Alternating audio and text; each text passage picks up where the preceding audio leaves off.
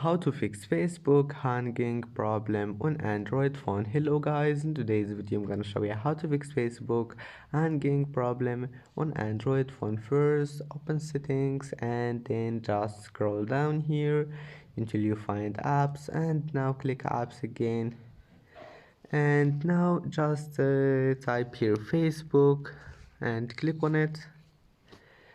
And first go to data usage and check those here, just enable all of those, and then go back, go to permissions, enable all of those permissions,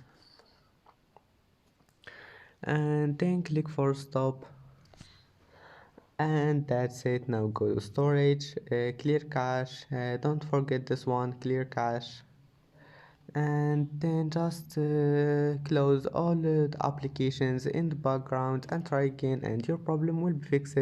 And see you in the next video.